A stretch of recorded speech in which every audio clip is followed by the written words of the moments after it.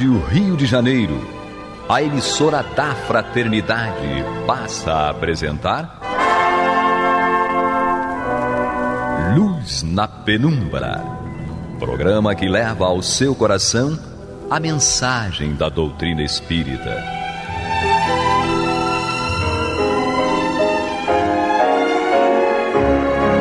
E com vocês, Eduardo Araújo, para o estudo de O Livro dos Médiuns, da obra codificada por Allan Kardec.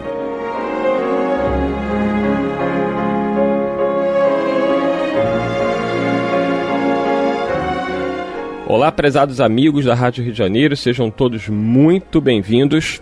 Está entrando no ar o programa Luz na Penumbra, com o estudo de O Livro dos Médiuns de Allan Kardec. Comigo, Eduardo Araújo, e com ele, Paulo Renato. Nosso Senhor Jesus Cristo nos abençoe. Ainda estamos sem Maria de Fátima Miranda, que continua gravando lá outros programas, mas a gente está com esperança que ela consiga chegar ainda no final deste programa aqui. Vamos ver.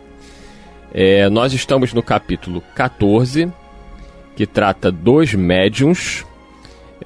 Ainda no tópico médiuns de efeitos físicos, estamos terminando esse tópico aí, estamos lá já bem avançados, no item 162. Então vocês vão ter que procurar aí, não sei se o Paulo Renato consegue contar os parágrafos. No meu livro, que é digital, tá aqui, ó, tem o primeiro parágrafo, o segundo...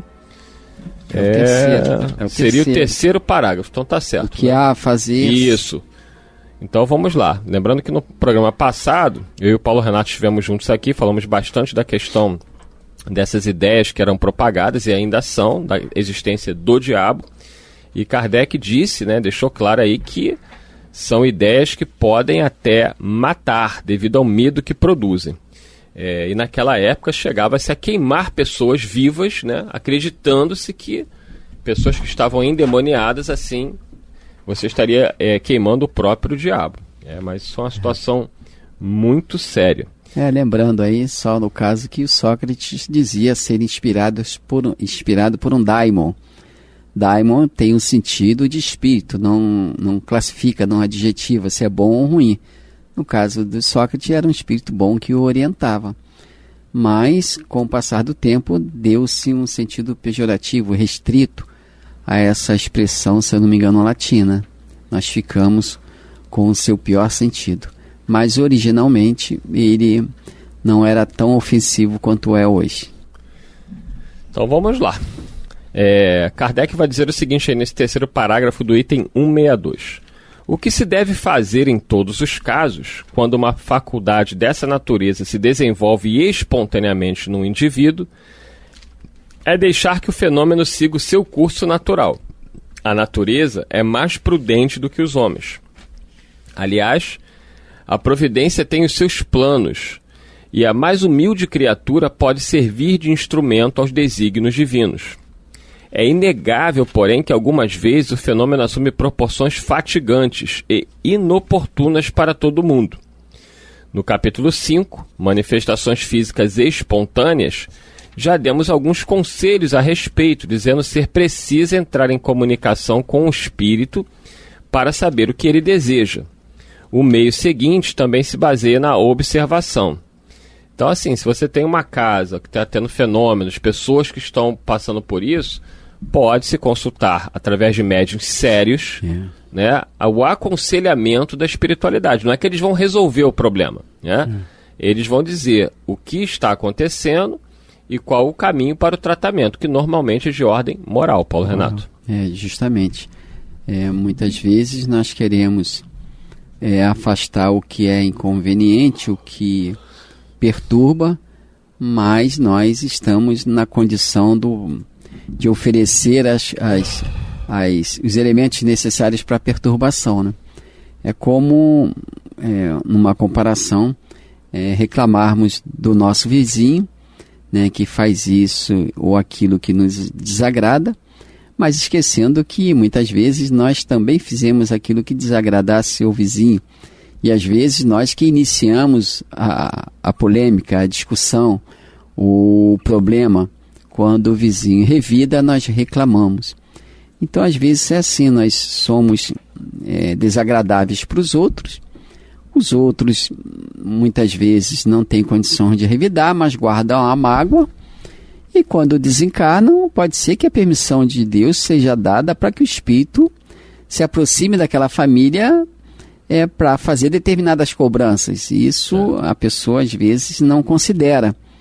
Né? E às vezes a própria cobrança ela é necessária para o despertar da família. Isso, para a pessoa ver, avaliar o seu proceder em relação ao próximo. Né? Deus não deixa por vingança, para que o espírito se vingue, não. É para que um e outro compreendam a necessidade do perdão, da reciprocidade do perdão. Né? Muitas vezes a gente esquece disso quando estamos sob a influência perturbadora desse ou daquele espírito. Né? A tendência mais imediata e natural é pedir o afastamento dele das nossas presenças. Nós não conseguimos ainda chegar no ponto da autoavaliação. Por exemplo, por que Deus permite que tal coisa esteja acontecendo, uma vez que Deus sabe tudo, Deus pode tudo, não existe um poder acima de Deus. Então, se Deus permite, tem que ter um motivo segundo a sua sabedoria, a sua justiça. E é preciso que eu procure esse motivo e possa trabalhar de alguma forma para que o motivo que gerou a perturbação, ele desapareça, que a causa que gerou aquilo tudo desapareça. E a causa, voltamos a repetir, normalmente está em nós, ou está dentro de nós. Se verificarmos com sinceridade que não fizemos por merecer no presente aquela ação do espírito perturbador, que nos resguardemos na fé, na confiança em Deus e oremos por aqueles que estão naquela condição infeliz de fazerem o mal. E dito isso, vamos continuar aqui, agora no 4º parágrafo, não é isso, Paulo Renato? Para alcançá-lo, é preciso que o indivíduo passe do estado de médium natural ao de médium facultativo. Produz-se então efeito análogo ao que se observa no sonambulismo. Lembrando aqui que ele está dizendo que tem pessoas em que a mediunidade ela não tem controle nenhum. Na verdade, os fenômenos acontecem, a pessoa fica em desespero. Muitas têm até desconhecimento do que está acontecendo, daí a ideia de que está sendo tomada por seres demoníacos. O médium natural, ele simplesmente... O Paulo Renato, vocês tinham que assistir agora. O lápis dele caiu e ele não consegue encontrar. Ele está rodando na cadeira aqui. E desistiu? Procura, Paulo Renato. Levanta, senta, sai da cadeira. Isso é um fenômeno, tá vendo? Cadê, eu pego depois, pode deixar. Veio parar perto de mim. Ó. É algum fenômeno aí. Um fenômeno, o lápis dele veio parar perto de mim. Então, o médium natural, ele muitas vezes, ele não tem nenhum tipo de conhecimento do que está acontecendo com ele. E é uma situação desesperadora. Então, Kardec diz que o ideal é quando a gente consegue chegar a essa pessoa, conseguimos ajudá-la, é através do estudo, esclarecê-la e torná-la um médium facultativo, Paulo Renato. Nós já estudamos esse caso aqui no capítulo 5, das manifestações físicas espontâneas, daquele espírito perturbador da rua, acho que é Denoé, não sei como pronuncia. O espírito disse que cuidava de se divertir, mas tacava pedras.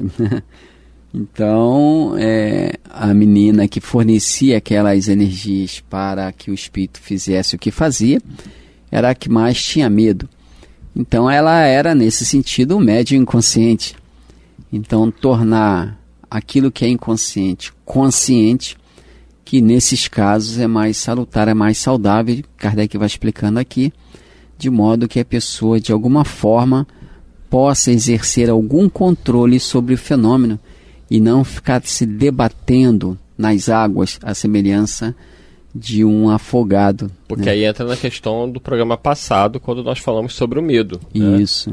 Porque quando os fenômenos ocorrem e a gente não tem o conhecimento, o medo toma conta da gente. E muitas pessoas acabam enlouquecendo. E vão, como lá o espírito batedor, que nos referimos, e vão fornecer aos espíritos que queiram produzir fenômenos perturbadores as energias adequadas àquele fenômeno.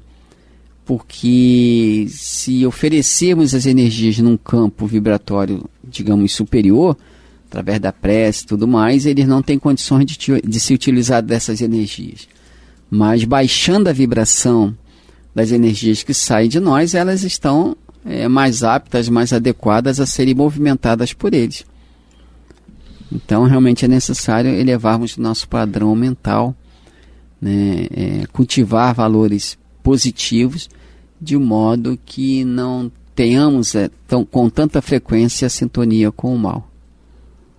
E Kardec continua dizendo o seguinte: produz-se então efeito análogo ao que se observa no sonambulismo. Como se sabe, o sonambulismo natural cessa, geralmente, quando é substituído pelo sonambulismo magnético. E aí, Paulo Renato, é importante explicar aos nossos ouvintes que devem estar se perguntando, mas o que é o tal sonambulismo natural e o que é o sonambulismo magnético? É interessante que Kardec tem uma série de experiências nesse sentido, em que os chamados sonâmbulos, né, aqueles que têm, durante o seu estado de descanso, digamos, do corpo físico, aqueles sonâmbulos, eles têm consciência, mantêm a sua consciência, né, fora do corpo físico, de modo que ele percebe com clareza as duas experiências da vida física e da própria vida espiritual. Então tem pessoas, própria D'Espérance, né, daquele livro País das Sombras, elas se colocavam nesse estado de sonambulismo natural, não precisava ser provocado por agentes externos como o passe, a magnetização, porque muitas vezes a pessoa, o sonâmbulo, ele só entra nesse estado de desdobramento depois que recebe a indução, né, o estímulo de energias de outra pessoa. A gente chama isso de passe hoje, né?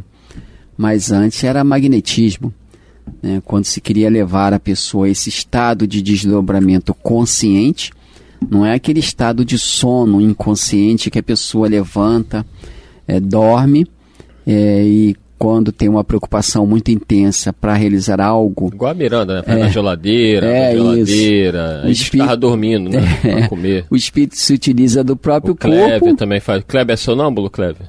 Ela não sabe. Não sabe. O espírito se utiliza do próprio corpo para fazer aquilo que o preocupa no estado de vigília. Mas ele não tem consciência do que faz. De uma forma geral, você não trava um diálogo consciente, lúcido com ele. O meu sogro, ele acordava, saía andando pela casa, ele abria o guarda-roupa e urinava dentro do guarda-roupa, porque na cabeça dele ele estava no banheiro. Quer dizer, o espírito fica meio... a perdido, preocupação, né, dele. Ele tem uma preocupação intensa e precisa do corpo para atender aquela preocupação, resolver aquela preocupação. E se você falar com a pessoa não te escuta. Não escuta. Ela não está ali. Porque ela não tem essa lucidez. Nesse caso aí, eu diria que não é aquela situação do marionetar, figuradamente falando.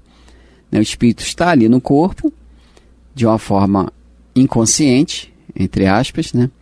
E fazendo aquilo que o organismo atende, no caso.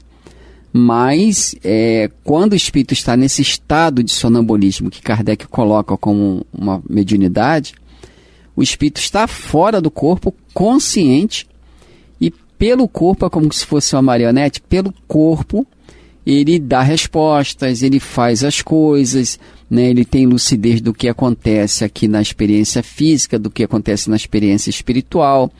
Ele confabula com os espíritos e repassa essa informação através do corpo às pessoas encarnadas ao redor dele. Então, algumas pessoas entram nesse estado de sonambulismo naturalmente, de emancipação da alma naturalmente, mas outras, repito, precisam daquele estímulo magnético. O professor Hermínio Corrêa de Miranda tem livros a esse respeito sobre memória, e ele mostra muito bem lá que ele levava os seus pacientes a esse estado sonambúlico de lucidez através do passe, da magnetização. Lembrando que não é qualquer pessoa que vai ter condições de levar a pessoa a um estado de sonambulismo magnético, né? Você tem que ter esse magnetismo apropriado para o fenômeno. Ou os próprios espíritos que conseguem manipular isso de uma forma mais consciente. Lembrando aqui, aproveitando aí o discurso de Kardec, lembrando que as pessoas sugestionáveis são as mais fáceis de serem induzidas, mas também são as que se deve ter, com as quais se deve ter maior cuidado, uma vez que ela entrou nesse estado de sonambulismo por sugestão ou por medo. Então, nesse quadro, ela pode não ser tão sincera quanto se desejava. Então, pode-se fazer perguntas ao espírito nesse estado de sonambulismo, que ele vai responder conforme o magnetizador queira, né? Porque ele está com medo, ele saiu do corpo, mas está com medo, ele não sabe o que está acontecendo. Está inseguro. Está inseguro, então ele acaba dando respostas que não são, muitas vezes, tão independentes.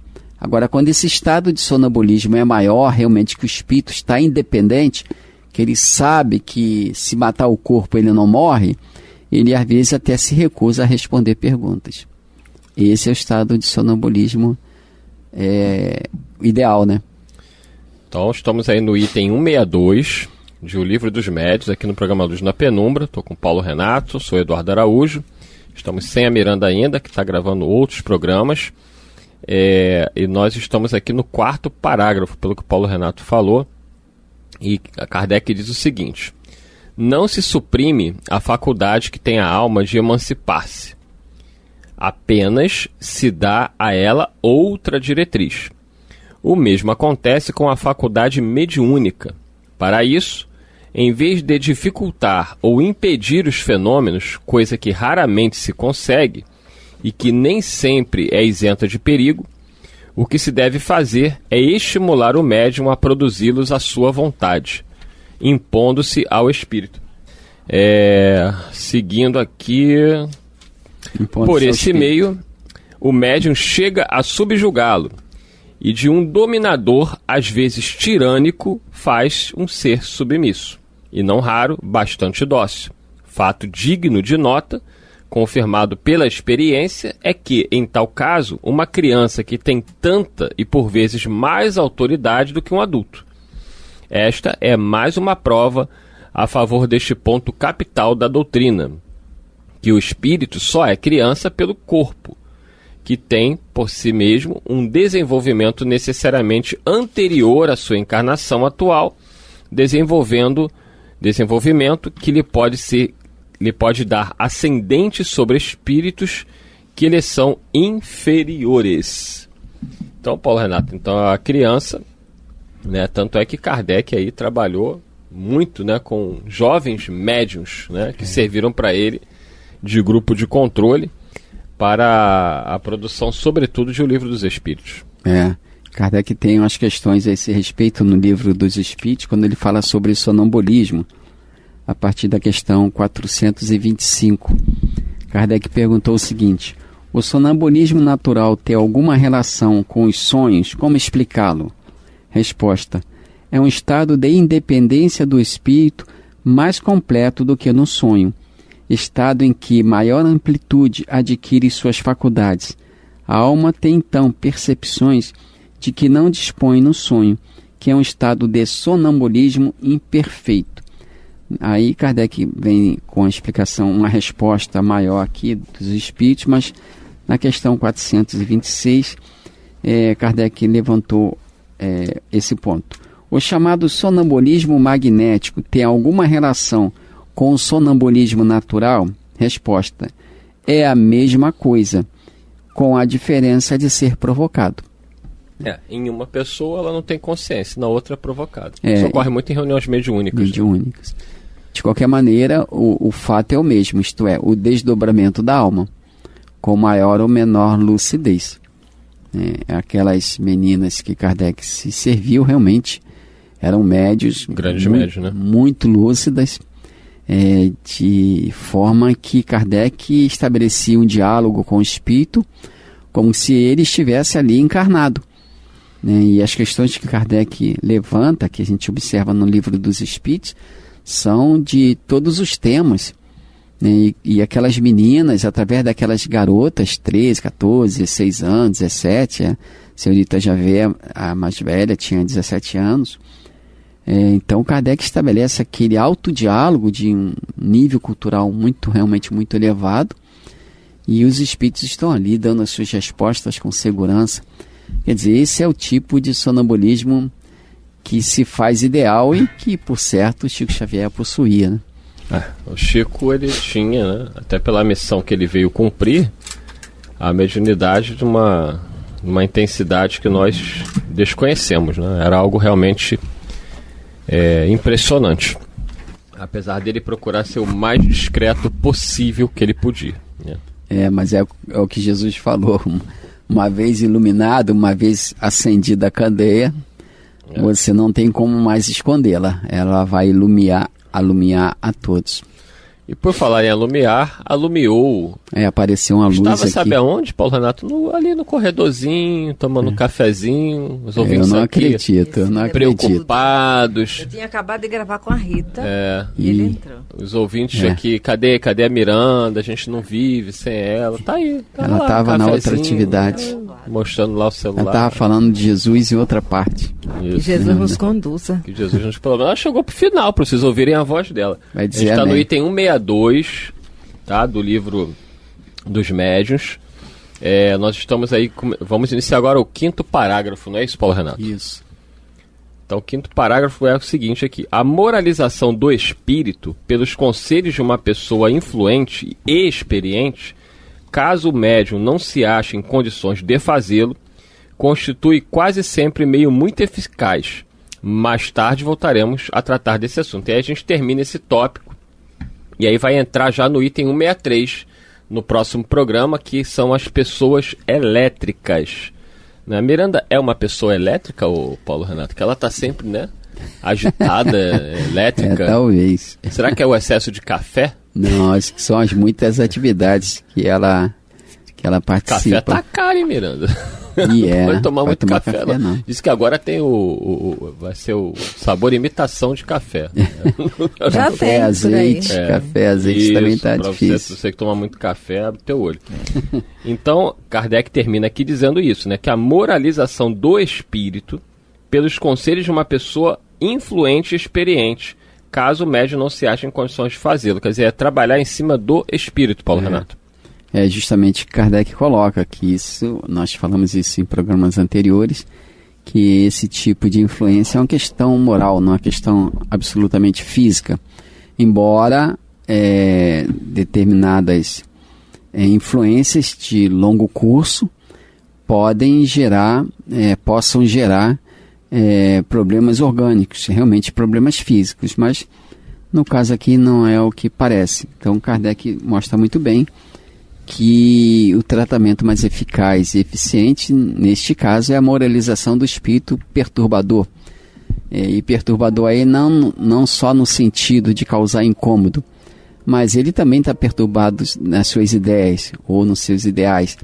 E é preciso que ele ajuste os seus pensamentos na linha do bem, para que também ele encontre a paz a paz que tem direito. Então, realmente é importante e é ofensivo.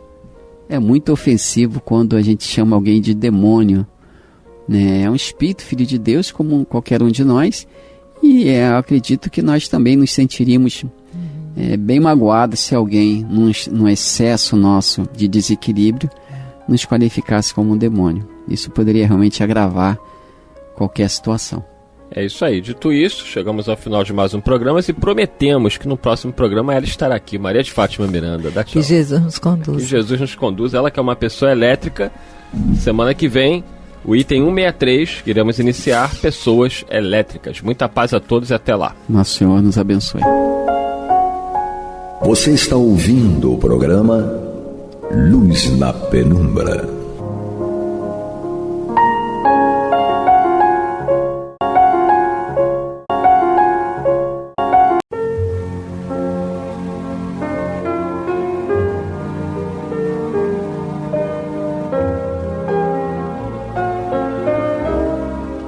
Rádio Rio de Janeiro está levando ao seu lar e ao seu coração a mensagem consoladora da doutrina espírita, através do programa Luz na Penumbra. E agora com vocês, Amaury Santos e Astênio Oliveira, para comentar os textos da Revista Espírita de Allan Kardec no período de 1858 a 1868. Olá, meus amigos, muita paz. Estamos aqui reunidos para estudarmos a Revista Espírita de 1858 a 1868. Eu, Amaury Santos e Astênio Evangelista de Oliveira. Olá, meus amigos, muita paz. Estamos aqui reunidos para estudarmos a Revista Espírita de 1858 a 1868. Eu, Amaury Santos e Astênio Evangelista de Oliveira. Astênio. Sim, senhor. Aonde paramos? Estamos na revista de janeiro de 1860. E no último programa nós começamos a parte que Kardec intitulou de Conselho de Família, que eram comunicações recebidas numa reunião familiar, no caso específico num castelo, em novembro de 1859, e que lá se comunicava o guia espiritual da família, né? Então nós estávamos vendo a segunda comunicação, né, na segunda sessão, então, desse guia espiritual. E nós paramos onde ele estava dando uns conselhos, né, aos familiares, em que ele dizia o seguinte: quando vos vier um pensamento, para julgar de seu valor, do valor do pensamento, perguntai-vos se podeis torná-lo público sem inconveniente, e se não fará mal, né, se não produzirá qualquer efeito negativo. Sim. Né? Se vossa consciência vô-lo autorizar, não temais, vosso pensamento é bom.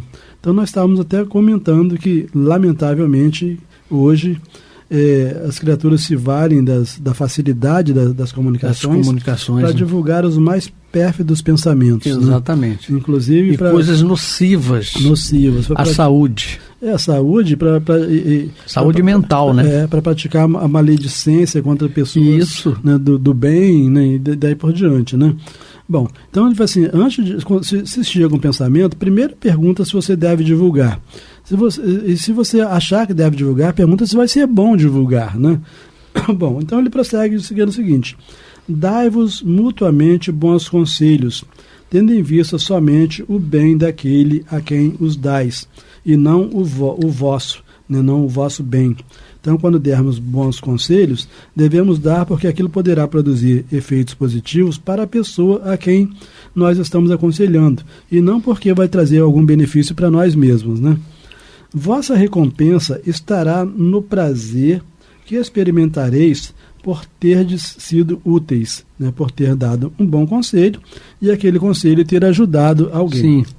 A união dos corações é a mais fecunda fonte de felicidades. Isso aqui é super importante, né? Em família, a gente não deixar que a família seja um cadinho de infelicidade, né? Exato. É super importante. Porque nós também seremos infelizes. Sim, claro. Nós somos totalmente capazes de construir o céu ou o inferno, onde nós estivermos. Exatamente. Né? Então ele fala que a união dos corações é a mais fecunda fonte de felicidades. E se muitos homens são infelizes, é que só procuram a felicidade para si mesmos. Né? E aí o egoísta nunca vai estar feliz, ele sempre acha que é pouco. Né? Todos estão no mundo para servi-lo. Né? Bom, ela lhes escapa. Deixa eu voltar um pouquinho aqui. A união dos corações é a mais fecunda fonte de felicidades. E se muitos homens são infelizes, é que só procuram a felicidade para si mesmos. Ela, a felicidade, né, lhes escapa precisamente porque julgam encontrá-la somente no egoísmo.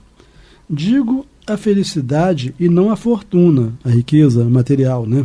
Digo a felicidade e não a fortuna, porquanto esta última, a fortuna, só tem servido como sustentáculo à injustiça, e o objetivo da existência é a justiça. Então a gente nota que realmente era um espírito, né, bem evoluído. Isso. Se a justiça fosse praticada entre os homens, o mais afortunado, quer dizer, o mais feliz, seria aquele que realizasse maior soma de boas obras. Isso é um outro conceito filosófico importante, né? Então, o mais feliz é aquele que pratique a maior soma de boas obras. Se, pois, quiserdes tornar-vos ricos, meus filhos, praticai muitas boas ações. E, obviamente, que ele está falando aqui de riqueza espiritual, né? Sim. Então, se pois, quiserdes tornar-vos ricos, meus filhos, praticai muitas ações boas. Pouco importam os bens do mundo. Não é a satisfação da carne que se deve buscar, mas a da alma. Aquela é efêmera, a do corpo, né? É efêmera, mas esta é eterna. Então a satisfação da alma é eterna. Então, o melhor investimento, segundo esse espírito aqui, e obviamente segundo todos os outros espíritos superiores, o melhor investimento que nós podemos fazer não está em CDB, não está em nada disso, né? O melhor investimento é na prática do bem, né? do socorro ao semelhante, enxugar lágrimas, né? Por hoje é bastante. Meditai estes conselhos e esforçai-vos para pô-los em prática. Aí se encontra o caminho da salvação. Um outro ponto também interessante que eu observei nessas comunicações desse espírito aqui, guia espiritual da família, é que as comunicações dele são curtas e objetivas. Não profundas. Não joga a conversa fora, né? Não tem repetição. Exato. Bem característica de espírito superior, né? Porque o espírito superior ele é sintético, né? Sim. Em poucas palavras ele fala muita coisa, enquanto o inferior, no 1.000.000 de palavras, não fala nada, né? Que é inclusive uma forma que nós devemos utilizar para analisar os livros que nós recebemos, né? Livros mediúnicos ou ditos mediúnicos. Sim. Que nós recebemos. Se verificamos que já lemos um monte de páginas e ainda não aprendemos nada, aquilo não pode estar provindo de um espírito elevado de jeito nenhum, né? Mas se nós lemos meia página e já aprendemos um monte de coisa, isso é indício de que provém de um espírito superior. Bom, na terceira sessão se manifesta esse mesmo guia espiritual, dizendo o seguinte: sim, meus filhos, eis-me aqui. Então, se ele fala eis-me aqui, é porque ele foi evocado na terceira sessão, né? Tende confiança em Deus, que jamais abandona os que fazem o bem. Esse é um outro conselho de extrema utilidade, né? Porque às vezes, diante das confusões da vida, a confiança em Deus pode ser abalada, né? Então ele está aqui reforçando com eles a importância de não perder a confiança em Deus.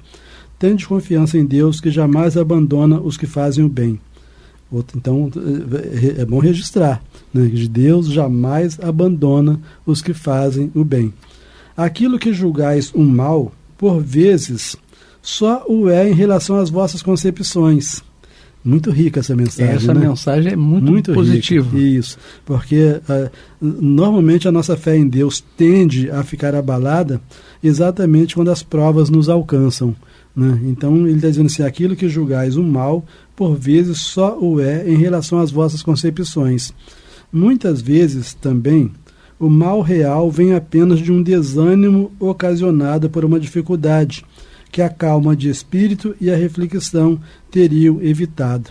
Então, assim, o mal aparente é a prova que você enfrenta. O mal real é o desânimo que você tem diante da prova que te surge. Exatamente. Nossa, muito profundo, né? Gostei disso aqui.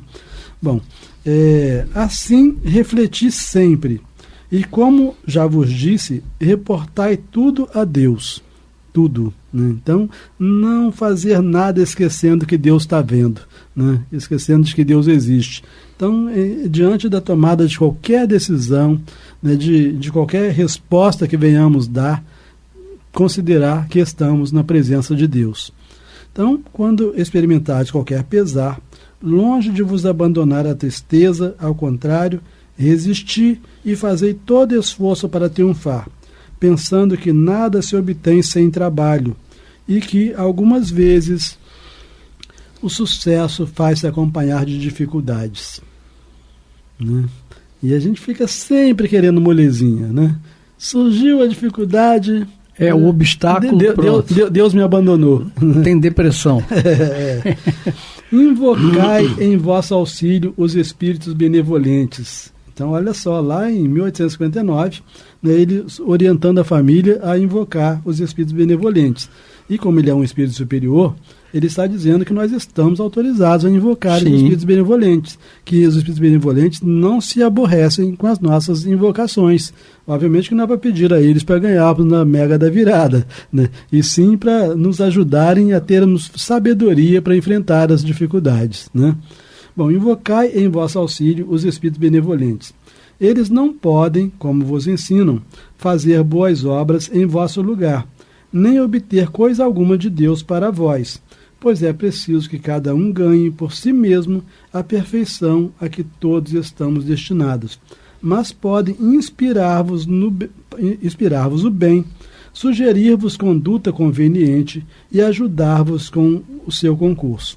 Então, não é porque os espíritos benevolentes não podem afastar as provas dos nossos caminhos que nós não deveremos invocá-lo, porque o principal eles vão conseguir nos dar, que é a sabedoria, né, que é calma. A experiência. Né? Isso, é da tranquilidade para poder encontrar a saída por nós mesmos, exatamente. E não porque eles deram a saída, né?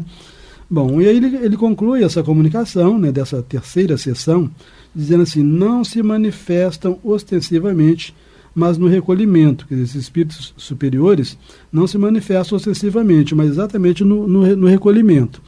Escutai a voz da vossa consciência, lembrando-vos de meus conselhos precedentes. Confiança em Deus, calma e coragem. Olha só. Exatamente, eu me lembrei agora do Kardec, né? Uhum. Que questionou a espiritualidade. Onde estão gravadas as leis de Deus? Uhum. Simples, né? Na consciência. Sim.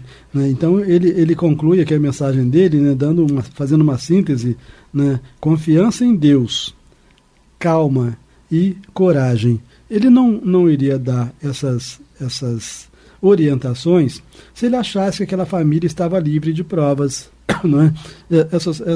Porque ter confiança em Deus, ter calma e ter coragem só é útil para quem enfrenta provas. Né? Então ele estava ali vivendo num palácio e tal, mas enfrentariam provas. Num castelo, né? Num castelo, né? Mas enfrentariam provas. Bom, então aqui terminou a mensagem da terceira sessão. Vamos entrar na quarta sessão, que eu acho que a gente consegue fechar essa quarta sessão hoje. Mas depois ainda vem a quinta sessão, né? Graças a Deus, porque os ensinos estão sendo tão... São úteis. Né? Tão úteis, né? Que quanto mais vier aqui para a gente... Ele está falando exatamente... Eu me vejo o que ele está falando. Uhum. Quando eu passo por uma situação difícil, eu peço a minha esposa para ter calma, uhum. Vamos orar e vamos passando pela prova. Sim, e sempre passa, né? Sempre passa. Não há nenhuma prova que seja eterna, né? Às vezes é duradoura, mas eterna não é. Bom, aqui na quarta sessão, então, diz o guia espiritual da família: boa noite, meus filhos. Sim, então, a gente nota que eles faziam sempre no mesmo dia, no mesmo horário, a reunião, tá? Então, boa noite, meus filhos. Sim, é preciso continuar as sessões até que um médium se manifeste para substituir o que deve deixar-vos. Quer dizer, deu a entender aqui que esse médium que estava recebendo essas comunicações, ele não ia mais participar daquelas reuniões. Sei lá, talvez tivesse que viajar, fosse desencarnar, não sei, né? Mas só que eles discutiam entre eles se, com a saída desse médium, as reuniões devem continuar ou não, né? Então, assim, boa noite, meus filhos. Sim, é preciso continuar as sessões até que um médium se manifeste para substituir o que deve deixar-vos. O seu papel de iniciador entre vós está cumprido. Continuai o que começardes, porque também servireis um dia à propagação da verdade, que neste mundo é proclamada no mundo inteiro pelas manifestações espíritas. Persuadi-vos, meus filhos, de que, em geral, o que se entende na terra por espírito não é espírito senão para vós. Depois que esse espírito ou alma separa-se da matéria grosseira que o envolve, para vós não tem mais corpo, porque vossos olhos materiais não mais o veem. mas é sempre matéria, né? Então está dizendo assim, a ideia que vocês fazem de espírito não é bem assim, exatamente por causa do perispírito, né? Exato. Então, assim, mas é sempre matéria, relativamente aos que são mais elevados que ele. Para vós, crianças, então ele chamou lá os partidos, crianças, né? Os partidos imaturos. Então, para vós, crianças, vou fazer uma comparação muito imperfeita, mas que poderá dar-vos uma ideia da transformação a que chamais impropriamente de morte. Então aqui ele já está passando a ideia de que morte não é morte, é transformação. Imaginai uma lagarta que vedes diariamente. Quando se esgota o tempo de sua existência nesse estado, o estado de lagarta, ela se transforma em crisálida. Passa ainda algum tempo como tal, e depois, chegado o momento, despoja-se de seu invólucro grosseiro e dá origem a uma borboleta que voa. Ora, a lagarta, ao deixar sua natureza inferior, representa o homem que morre. A borboleta simboliza a alma que se eleva. A lagarta arrasta-se no chão, a borboleta voa para o céu. Mudou de matéria, mas ainda é material. Então não é mais a matéria da lagarta, mas é a matéria da borboleta. Só que sendo lagarta ou sendo borboleta, continua sendo matéria, né? Exatamente. É sábio esse homem, né? Esse cara... Esse cara é bom. Esse cara é bom. Ele respondeu de uma forma sucinta, objetiva. Sim. E deu um exemplo ótimo. Sim. Aí, se a lagarta raciocinasse, se essa lagarta fosse um ser humano, né? Se a lagarta raciocinasse, não veria a borboleta que, entretanto, teria saído da carapaça apodrecida da crisálida. Se a lagarta raciocinasse enquanto lagarta, ela não veria a possibilidade de vir a tornar-se borboleta e tal, né?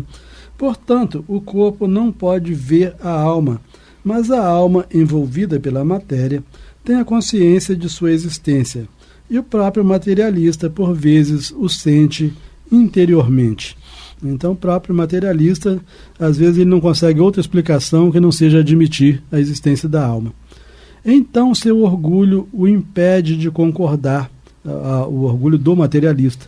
Então, seu orgulho o impede de concordar e fica com sua ciência sem crença, sem se elevar, até que finalmente lhe chegue a dúvida. Então, num primeiro momento, ele simplesmente nega, no outro momento ele passa a ter dúvida, né, a respeito da negação dele, até que finalmente ele admita, né? Nem tudo, porém, está acabado, porque nele a luta é maior, no materialista a luta é maior. Será apenas uma questão de tempo, porque, meus amigos, lembrai-vos de que todos os filhos de Deus foram criados para a perfeição. Felizes os que não perdem tempo pelo caminho. Então ele está demonstrando aqui que o materialista é alguém que está perdendo tempo pelo caminho, né? Então, felizes os que não perdem tempo pelo caminho. A eternidade compõe-se de 2 períodos. O da prova, que poderia chamar-se de incubação, e o da eclosão, ou entrada na vida verdadeira, que chamais a felicidade dos eleitos. Então diz que a eternidade compõe-se de 2 períodos. Um período em que a alma está vinculada à matéria e de outro período em que ela está desvinculada da matéria. E ele diz que esse período em que ela está desvinculada é o que se chama de felicidade dos eleitos. Obviamente que como regra, né? Porque o que existe de alma sofredora não está no gibi, né?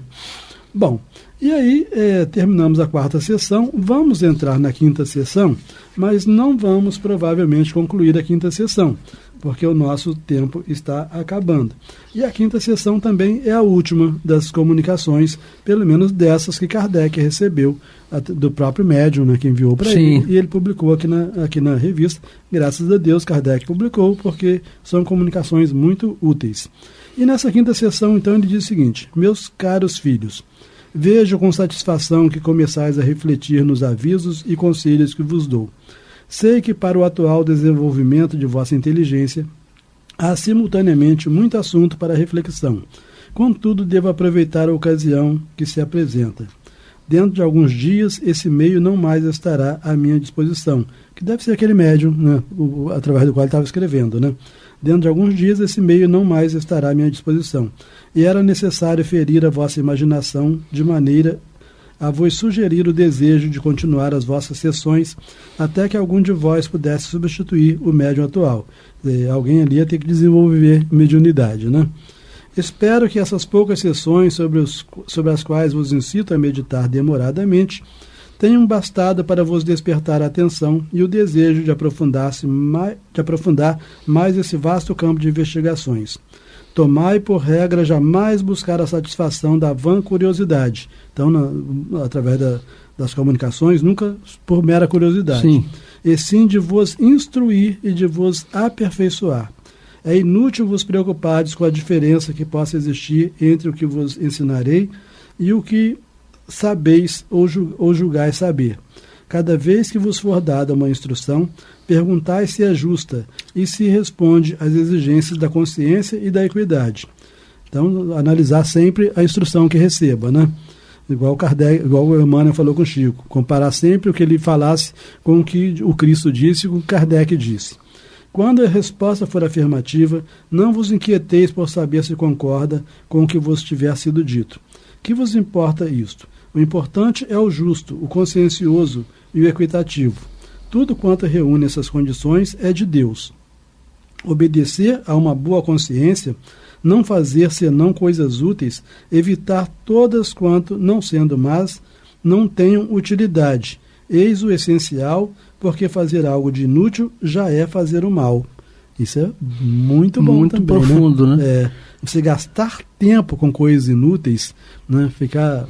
E quanto hoje se gasta tempo? Nossa, meu Deus do céu! Com coisas inúteis. Vendo vídeos, né? Gastando horas com isso. Mas deixa eu concluir aqui, porque vai dar para concluir essa última sessão, né? Ele fala assim, ó, evitai escandalizar, mesmo pelo vosso aperfeiçoamento. Há situações em que a simples vista de vossa mudança pode produzir um mau efeito. Assim, por exemplo, a luz do dia não poderia sem perigo ferir de súbito a vista de um homem encerrado num cárcere escuro. Então, assim, esses novos ensinos podem não ser compreendidos pela maioria, né, ou por determinadas criaturas. Que o vosso progresso, então, não seja entregue à investigação, senão conforme vos aconselhar a sabedoria. Aperfeiçoai-vos sempre. Então, é importante isso daqui, porque a gente não deve, né? Poder pode, mas não deve, a gente estar hoje com o mesmo comportamento que a gente tinha 10 anos. Então, se nós contávamos determinadas piadas de mau gosto 10 anos atrás, hoje permanecemos com as mesmas piadas de mau gosto, nós não estamos evoluindo. Né? Infantilidade, né? Então, aperfeiçoai-vos sempre. Só o vereis quando for tempo. Aqueles para quem escrevo este conselho o compreendem sem que eu tente de ser mais explícito. Sua consciência lhes dirá. Então, aqui é como se ele estivesse dirigindo a alguns membros específicos dali, né, que não estavam se aperfeiçoando sempre, né, e que ele disse assim, eles vão entender que eu estou falando com eles, né? Bom, então sua consciência lhes dirá, coragem, pois, e perseverança são as únicas leis do sucesso. Olha outro ponto importante, coragem e perseverança são as únicas leis do sucesso. E aí Kardec termina com uma observação, dizendo, o último conselho não poderia ter aplicação geral. O último conselho não poderia ter aplicação geral. Evidentemente, o Espírito teve um objetivo especial, como ele próprio o disse. Do contrário, poderíamos enganar-nos quanto ao sentido e o alcance de suas palavras. No fundo, eu não entendi bem muita observação do Kardec, né? Porque o Espírito fala, coragem, pois, e perseverança são as únicas leis do sucesso. Kardec deve ter entendido que não eram as únicas, eram leis de sucesso, mas não as únicas leis de sucesso, né? Teriam outras... Mas talvez no texto, né? No texto que o Espírito estava mencionando, coragem e perseverança. E era o que ele queria para a família dele, né? Exatamente. Só que nosso tempo acabou. Você me lembra de Chico, né? vai psicografar, depois de psicografar, depois queima tudo. Ele perseverou, exercitou. Bom, acabou. Amigos, terminamos mais um estudo do livro A Revista Espírita de 1858 a 1868. Eu, Amaury Santos e Astênio Evangelista de Oliveira.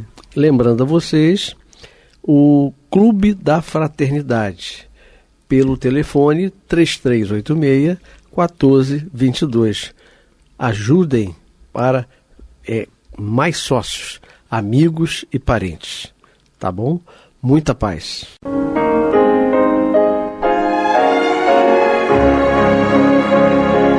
E vamos ouvir agora a prece de encerramento de nosso programa, na voz de Geraldo de Aquino. Jesus, dá-nos coragem para a luta, piedade para os insultos e misericórdia para as injustiças e ingratidões. Limpa nossa alma de inveja e ambições mesquinhas, de ódio e de vingança o nosso caminho. E que dentro em pouco, ao recolher-nos de novo ao calor do nosso leito, para que o sono nos dê a paz e o esquecimento das tristezas humanas, possamos sentir, Senhor, no mais íntimo de nosso ser, a doçura indefinível do Teu amor e a grandeza incomparável da Tua divina presença. Que assim seja.